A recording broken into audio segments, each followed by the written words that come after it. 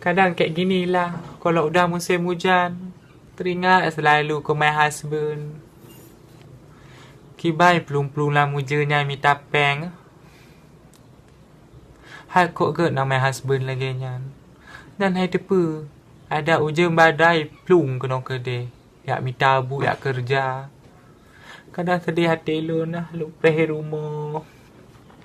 Ada medeh na pintu Doraemon na. Tebik pintu kamar, truk pintu kantor ke mangak agaknya sampai kena hujan.